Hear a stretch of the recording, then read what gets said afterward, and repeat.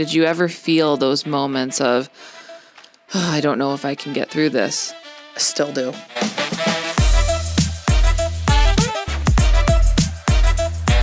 Welcome back to another episode of Bleep the Budget. I am your host, Meghan McDonald, Senior Community Relations Specialist at Forefront Credit Union. Earlier this year, we did an episode about the average cost of a wedding these days. Today, we're actually going to flip the switch a little bit and talk about the financial realities behind a divorce. It's not always an easy topic to get into, but it is a very real one. Today, we're going to be talking about everything from rebuilding your finances and starting over and what that journey looks like along the way. To give us an inside look at that journey, we're joined by Courtney, a single mom who's been through it herself and has so graciously agreed to share her story in hopes that we can potentially help somebody else navigating a similar path. Thank you so much for coming on. Thank you for inviting me. Of course. Courtney, why don't you just start by telling us a little bit about yourself and your family? Yeah, it's me and my kiddo. Yeah. He's 11 now. Okay. All the sports. We're a sports family. Okay. What sports does he play? Football, soccer, golf, bowling. Oh. He used to be in jiu-jitsu. Like, we are a busy family. Yes, you are. Like, how many days a week are you gone doing sports things?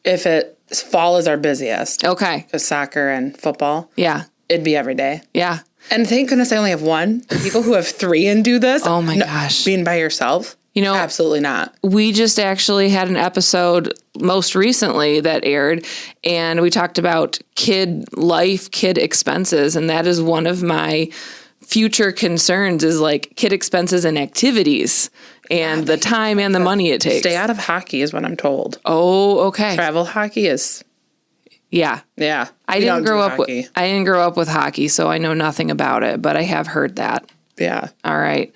So, Courtney, tell us, how long were you married for? 10 years. 10 years. And how long has it been since your divorce was final? Our divorce finalized a year and a half ago, almost 2 years ago now. Okay. So pretty recent. Yeah. How long did it take for that process to go through and become finalized? It's crazy. So ours went through in like the standard 6 months once my ex-husband filed. Okay. But he prolonged waiting to file. Okay. For almost a year. Okay. But we decided to not go the lawyer route because of the cost. Sure. Because we were quoted, obviously 2 different lawyers, $5,000 to $10,000 a piece, just to go through the 6 month. That wasn't if anything happened and we had to prolong it. So we went without lawyers. Okay. Which is good and bad, right? There's pros and cons to that. So you represented yourself. So we represented ourselves. Okay. So one of us kind of got more screwed in the end. Okay. Me. Just because I wanted to make it easy and not fight. Sure. For the co-parenting aspect. Sure. But we figured that the 10 to 20 grand on divorce lawyers was insane. Yeah. Because who can afford that? It's hard. I feel bad for families that have to do that. So we got ours done in 6 months. Okay. And I know that's not always typical, especially when we own 2 businesses together. Oh, okay. 2 businesses you owned. What was that like then, I guess, going through that and representing yourselves? So because we represented ourselves, we didn't go into getting either business appraised. Okay. Which I highly recommend not doing. Like, you need to get it appraised. Okay. In order to get fair. Okay. But we kind of knew what debts were at both businesses and which companies one could run and not the other. So basically, I took a business and he took a business. Okay. His business makes more money because it's a daily thing. Sure. Mine is more of a rental business. Okay. So we just kind of divide and conquered, and I worked at the business he owns. Okay.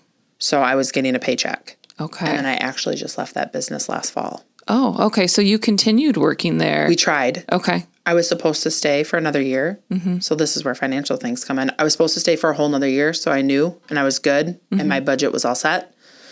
And then he has a new family, and I was pushed out of the business a year and a half early. Okay.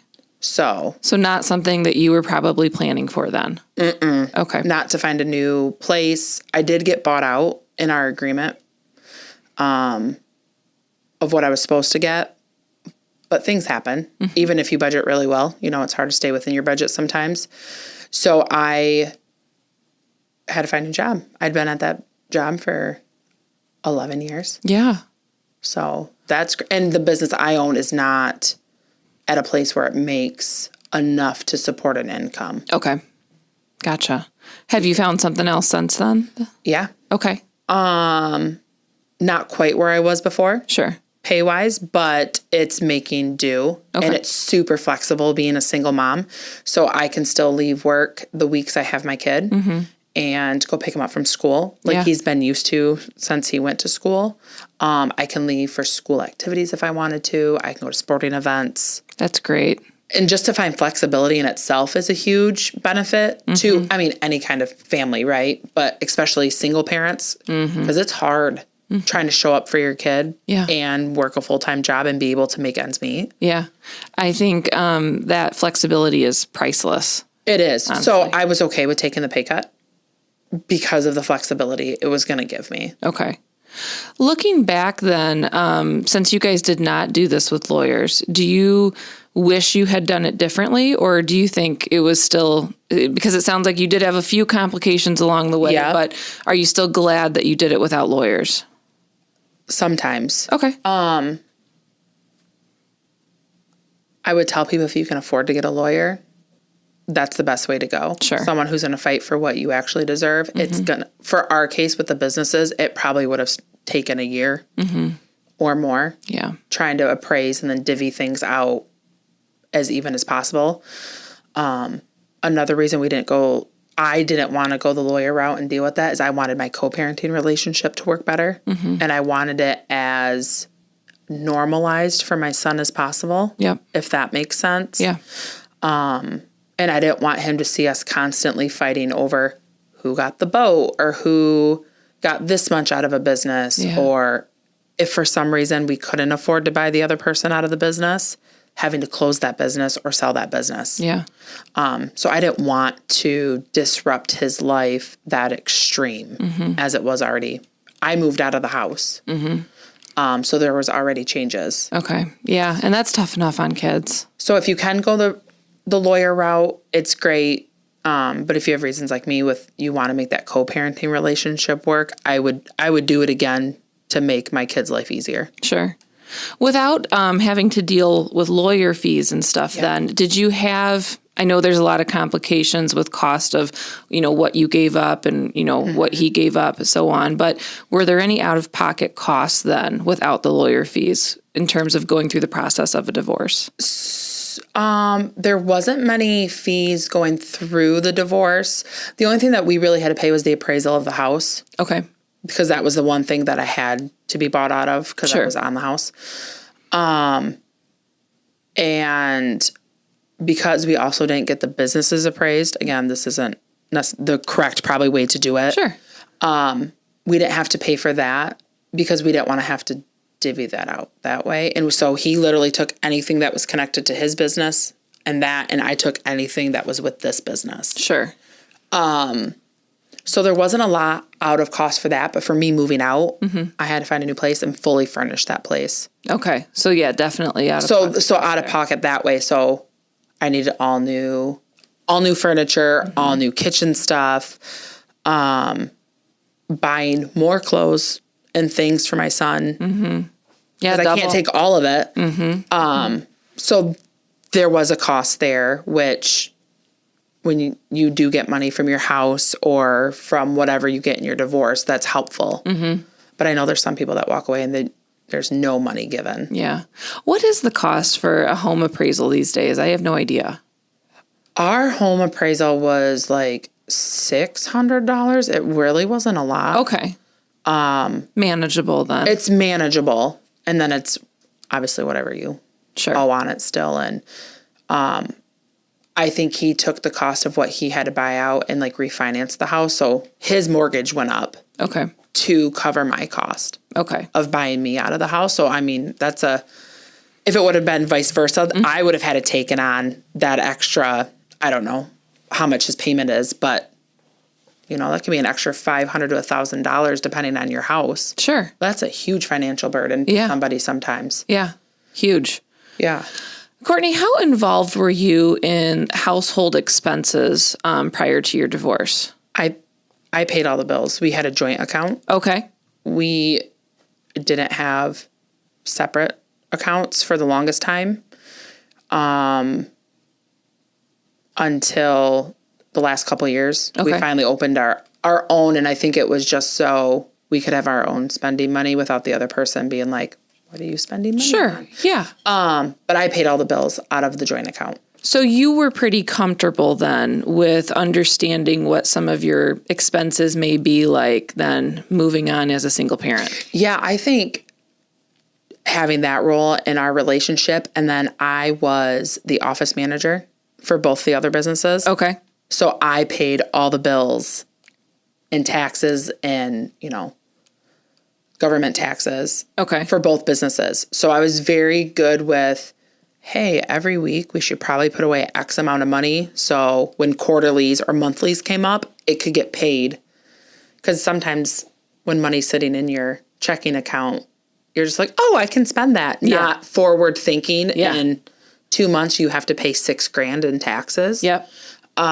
So I think that gave me a huge advantage of I knew what had to get paid monthly. I knew what bills got taken out quarterly. I know what bills come out at the end of the year. Mm-hmm. So I think that was very beneficial to me. Yeah. Yeah. Something that you would suggest maybe to other people listening, make sure you're aware of those things. Do you think it would have made it harder if you hadn't touched any of those finances before? Yeah, I think not knowing what a typical water bill would cost because, I didn't live in the city. Our marriage home wasn't in the city, and I moved into the city. Oh, so budgeting for water, that's insane to me. Yeah, we don't live in the city either.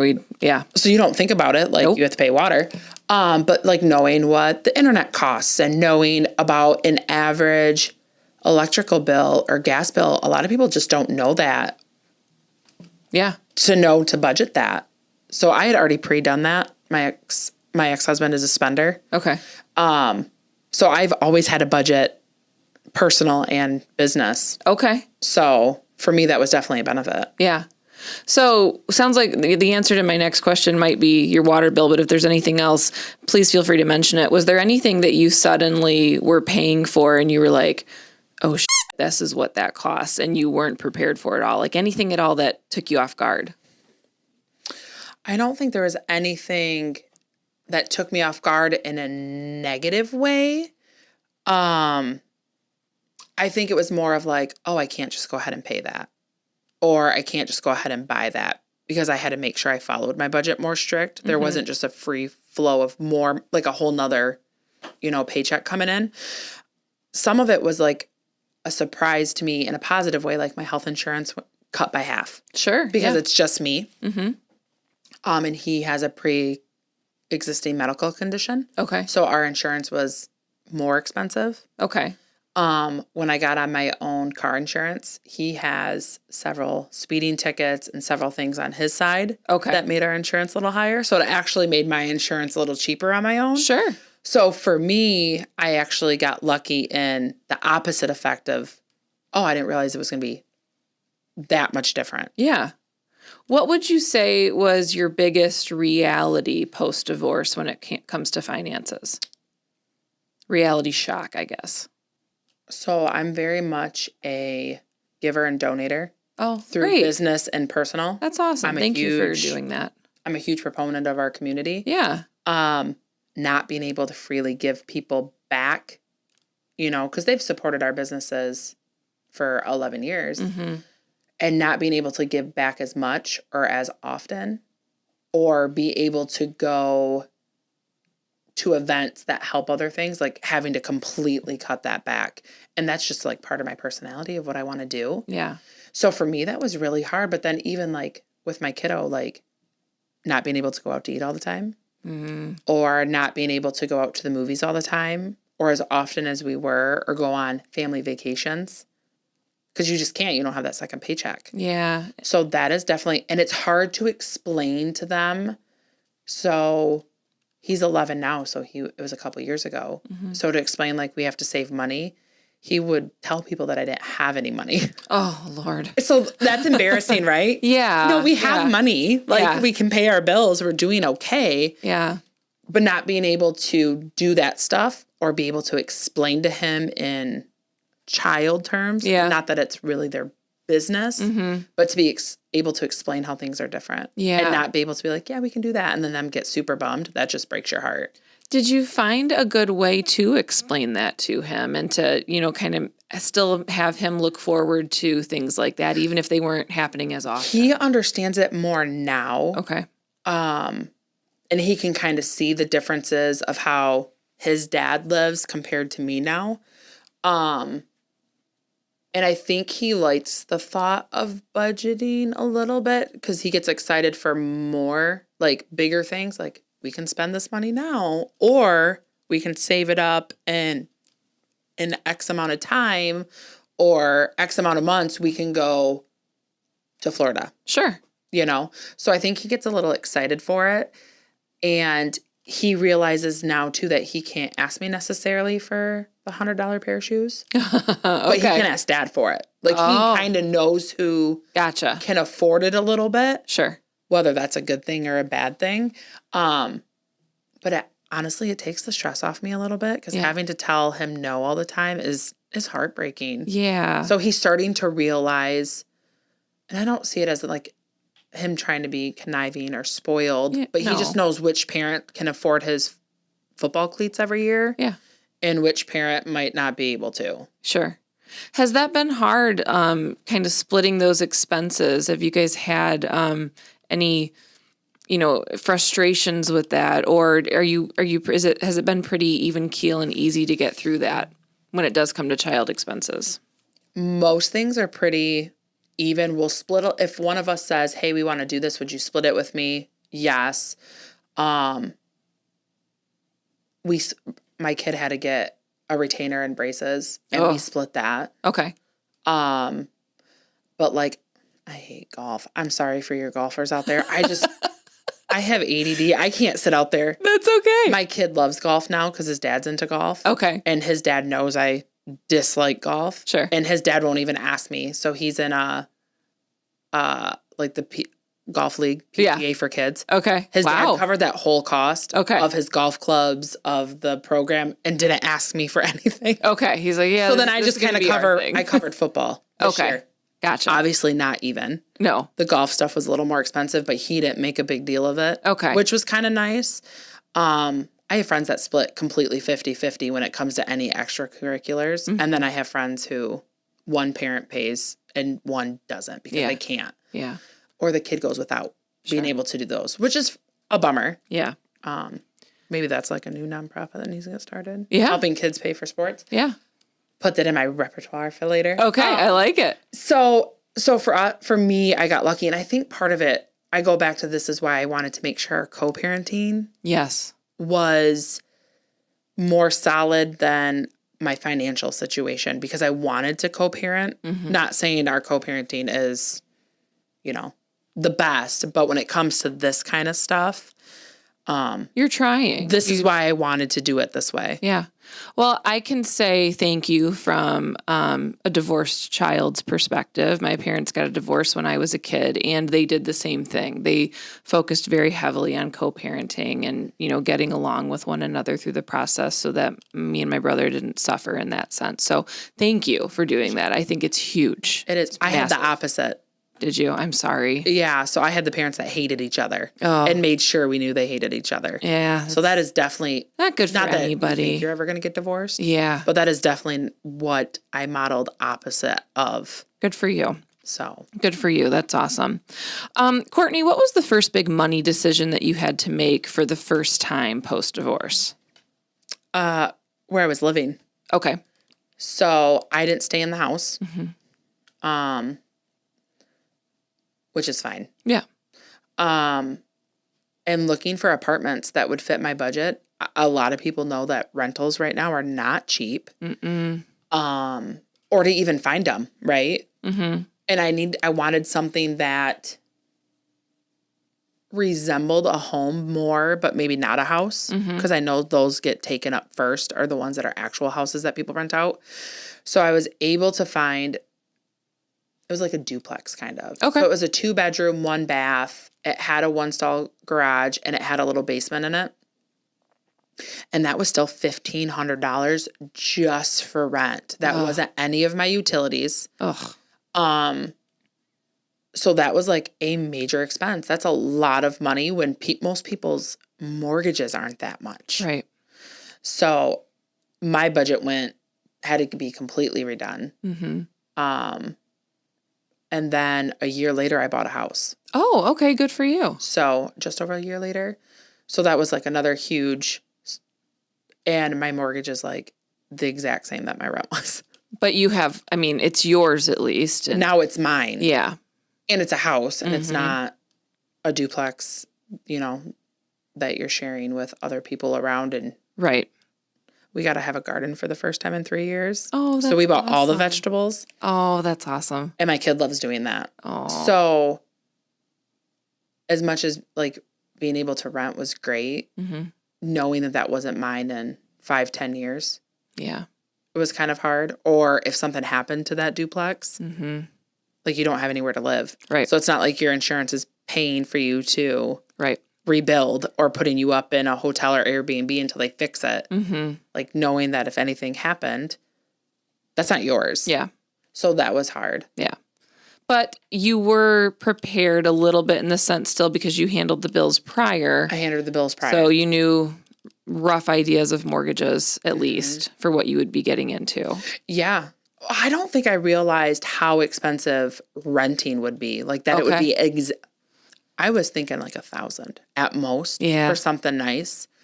But when I started looking, and it was, I mean, some of those rental places are $2,000-$3,000. Like it can get real crazy real quick. So to find somewhere that's decent, that's big enough. Yeah. And I know people struggle with this all the time, and I feel for you. Yeah. Because that is stressful. It is. Yeah. So I just happened, someone moved out, and I called it the right day. Wow. Good for you. Well, that's awesome. And then, like you said, it led you to a home. It led me to a home because I knew great. that's not where I wanted to stay. Yeah. No, that's awesome. What would you say was a part of going through the divorce for you that was the most overwhelming thing? Did you ever feel those moments of, I don't know if I can get through this? Still do. Really? Still do. It's not obviously as often now because I've been on my own. I've been living on my own for 3 years now.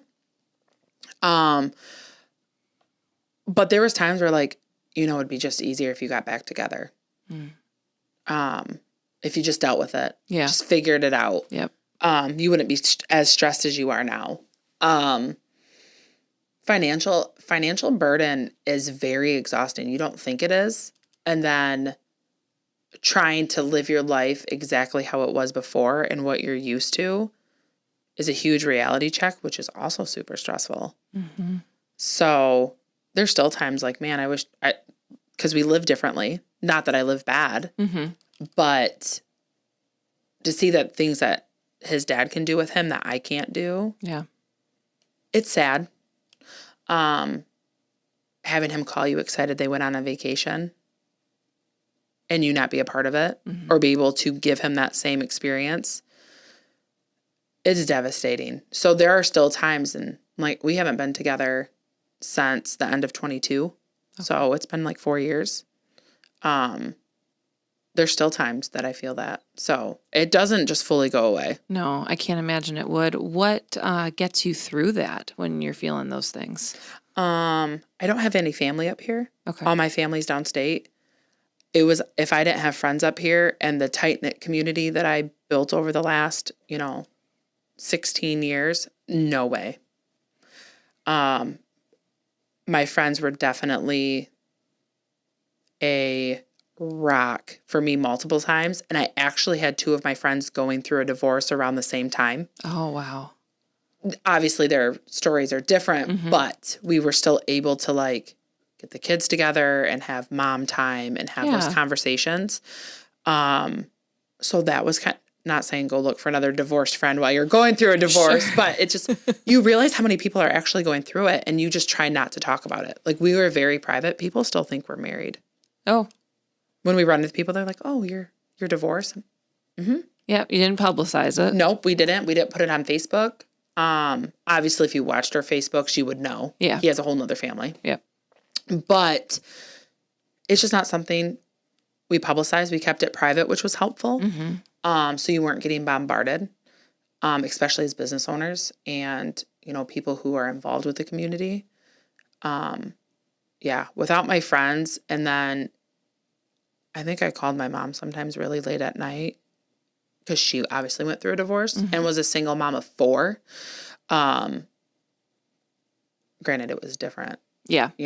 30 years ago than it is now. Very, but yes. she still had very similar struggles. So being able to call her at 11 o'clock at night, overwhelmed, even though she couldn't be here, she still answered the phone for me.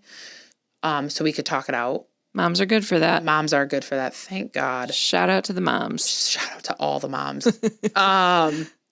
So yeah, I cannot say more good things about my friends. So having a good circle then. Having a good support system, whether it's family or friends or coworkers, somebody. Yeah. I think without that, it makes this process way more difficult. Yeah. Yeah. I would agree with that. Looking back, is there anything money-wise that you do wish that you had known to get you through the divorce? Even though it does sound like you knew a lot. So I think we both kind of saw the writing on the wall before we decided to separate and before we did it. I wish I would have started saving then. Like when I knew this wasn't going to last, I think it would have made some of the transitions a little easier, especially without dividing everything down the middle. Most people know. Yeah. I mean, there are the cases, obviously, that it's more immediate, but most people know when they're done. Yeah.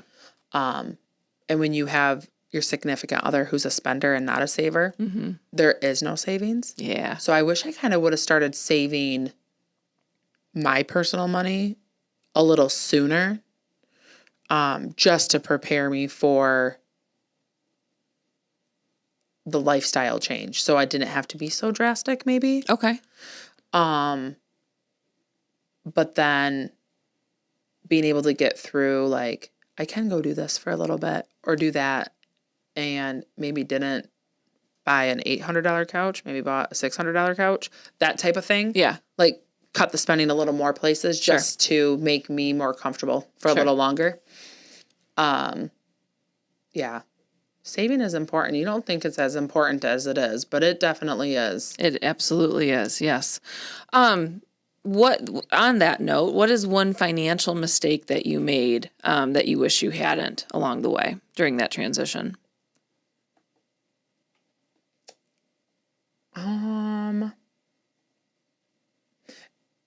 It would probably have been my spending habits. Okay.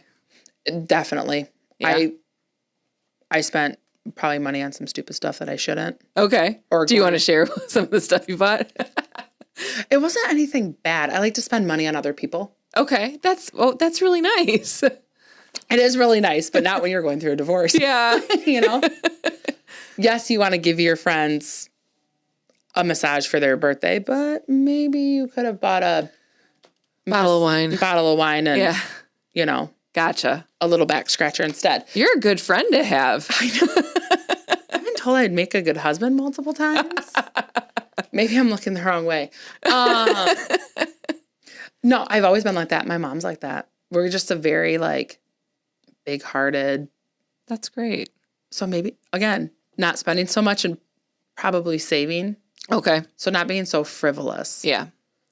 Well, on the flip side, what is something that you are super proud of financially that you did great during this whole transition? Being able to purchase my house on my own. Nice. So yeah. I had never purchased a house before I met my husband. Yeah. I had lived at home. I was young when we met. I was only 20 and I'd just gone out of college. So I've only ever rented or lived at home. Mm-hmm. And then we purchased our first house right before we got married. Okay. And it was small, and then we upgraded and purchased a new house. So it was always together. Mm-hmm. So I was able to purchase this house without a cosigner. without anybody. It was just me. That it had was to feel just mine. Amazing. It does. It's so weird because, again, we had purchased a house and that was super exciting. But to be able to do something that major on your own, that was huge. Yeah. And like, I ran the businesses with someone all the time. Like, he was there to run both businesses. And now I run the business on my own. Yeah. I make all the financial decisions, like being able to run it and it's still up and running. Yeah. Like, that's a huge feat. That's a lot. Go you. I know. That's amazing. Pat yourself on the back. Give yourself a hug. No, it's great. You're awesome. You're doing great. Today, do you feel like you have built things back up then financially from where you were a couple years ago? I have a savings account. Good for you. That's awesome. I'm able to do my 3-4 months if I didn't have a job, be able to cover my bills. That it takes a lot. And there are days that like where things feel tight and I want to be able to pull out of that, but I don't. I'm like, you really don't need a new shirt. You really don't need that extra Starbucks this week. Like, to be able to make those decisions is really hard, but to be able to have that security blanket, like if something did happen, that I can cover that and not stress. Yeah. And I know it's not a thing for most people. Especially these days. Especially with everything being so expensive. I guess the positive thing is I don't have to feed a growing boy only but half the month. Yeah. Right? There you go. There you go. Otherwise, it's meat. Shout out to charcuterie boards because I feel like that's what I live off of when I don't have my kid. Heck yeah. Meat and cheese, pickles. Yeah. I did stuff like that a lot when I was single before my husband and I started dating. It's easy. You don't have to cook. Bowls of cereal, too. I love cereal for dinner. I don't know why. Love it. Breakfast for dinner is the best. It hits differently. It does. There's always time for breakfast, I say. Always. This is kind of a different question for you, Courtney. Who would you say that you were financially before you got divorced, and who would you say you are today? I feel like while I was married, I was definitely very carefree on spending and kind of doing whatever with the money. Very more fluid. Like if we wanted it, we got it. There was no like second thoughts. Okay. If we wanted to go on a vacation, we just kind of did it. Now I'm definitely more of, I'm taking the pages out of my mom's book, who was a budgeter with having 4 kids. Okay. I'm finally like, oh, thank God my mom kind of taught me how to budget and that I was able to see how bills were done, because I definitely, I follow a budget now and I don't just go. So I think I'm almost the complete opposite. Not that I don't have days where I'm like, you know, I need McDonald's because I had a crappy day. We all need those days. Yeah. That is okay. But I don't do it every day. I know not to do it every day. Okay. I know I can't do it every day. Sure. So I definitely feel like I'm almost the complete opposite financially. And I'm still growing, right? I still have debt with my business, but it's being paid off. Like, I'm not struggling to pay any of my bills, which, not saying I don't live paycheck to paycheck still, because I do, but to just know that everything's paid for, even though I can't go do fun stuff all the time, that's a huge thing. Yeah. Yep. So it sounds like you've made a lot of good changes, even though you were in a very good situation before. I was like that before my marriage. Yeah. And then when you're married and kind of take on some of the, I don't say personality, but you kind of start mirroring your spouse. So I got out of all those good habits that I had before. Yeah. And started making not necessarily great habits. So I really got back to the habits that I was taught on how it should be. Yeah. So. Well, good for you. Yeah. Nice work. What is something financially about going through the divorce process that most people assume is true, but that you found really wasn't? I think that the divorces have to be expensive. Okay. Yes, it's true, but obviously we didn't go through lawyers. So for us, it wasn't. And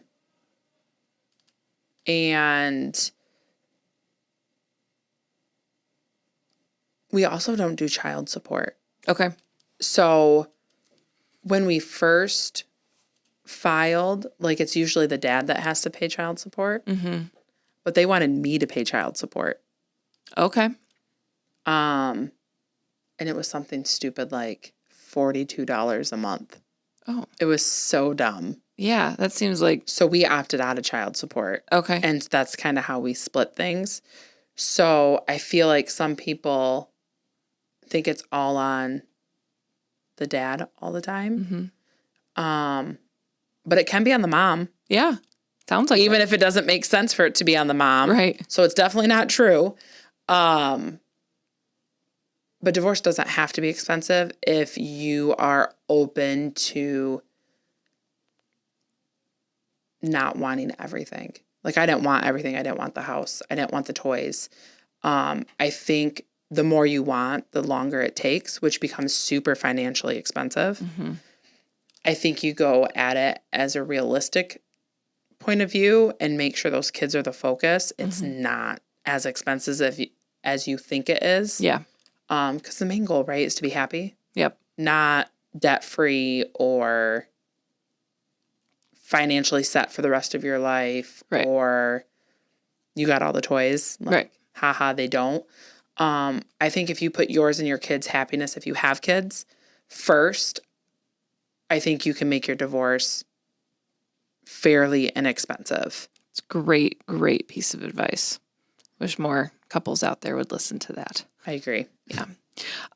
Courtney, what do you wish someone would have told you to prepare you more for going through this, if anything?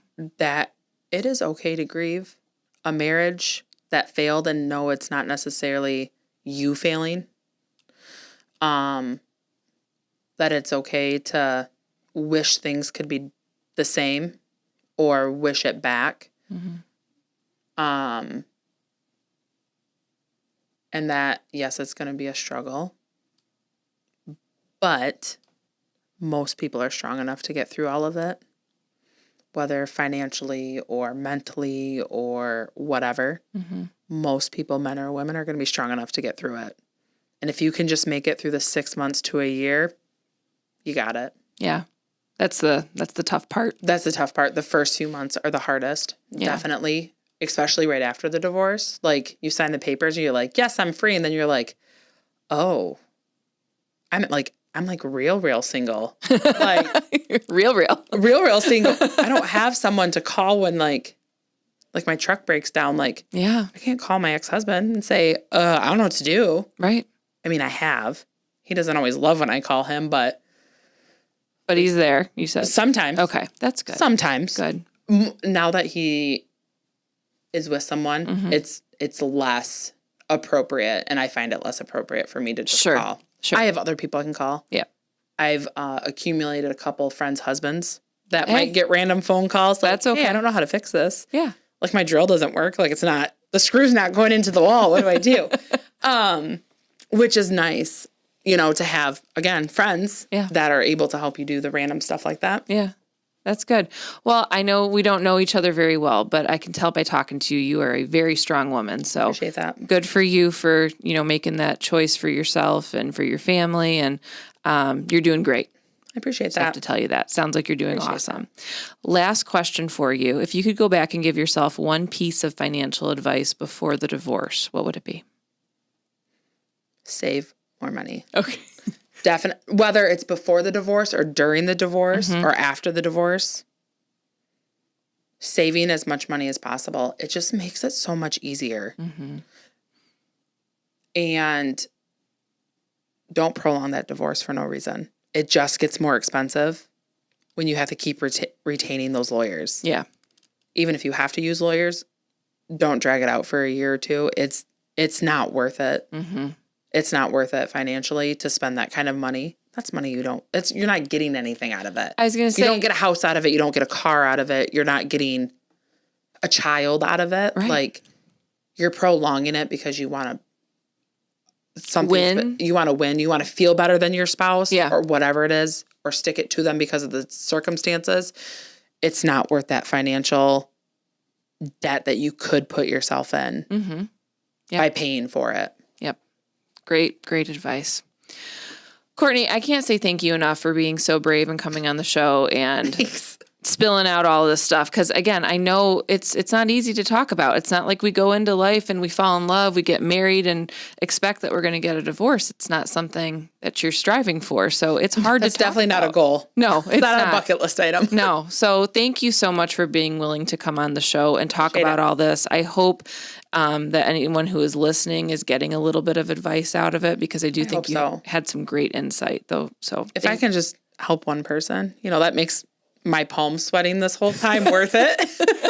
I think that you probably have helped more than one person. So thank you so much. Thank you. And good luck on the rest of your journey. You are doing awesome. Thank you. All right.